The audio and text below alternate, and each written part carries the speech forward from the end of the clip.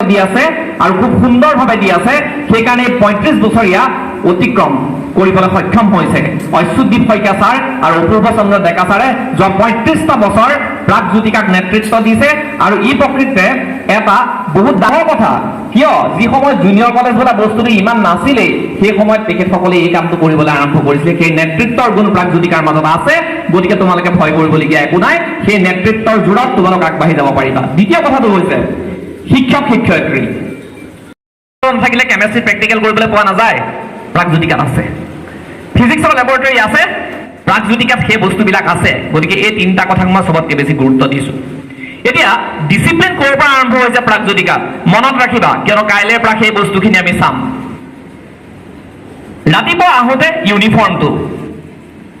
ইউনিফৰ্মৰ লগত শইকীয়া ছাৰ ইতিমধ্যে কৈ গ'ল ইউনিফৰ্ম মানে অকল কাপোৰকেইটা পিন্ধিলে নহ'ব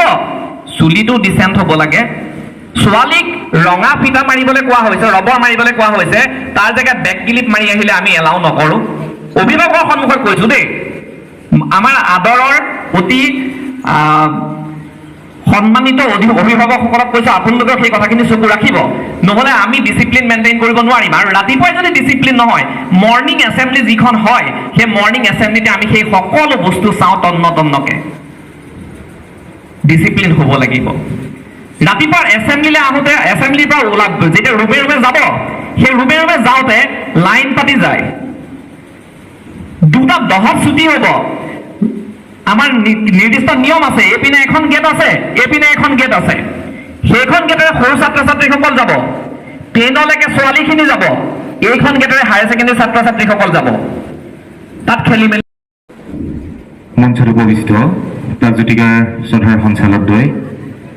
ৰেক্টৰ একাডেমিক শ্ৰদ্ধাৰ ৰুলি দত্ত শইকীয়া বাইদেউ হেড অফ এডমিনিষ্ট্ৰেশ্যন শ্ৰদ্ধাৰ Biswajyoti Sarma sir head of academic শ্ৰদ্ধাৰ দীপক গগৈ ছাৰ পৰীক্ষা নিয়ন্ত্ৰক দীপাংকৰ দত্ত ছাৰ আমাৰ প্ৰাগজ্যোতিকা ছিনিয়ৰ ছেকেণ্ডেৰী স্কুলৰ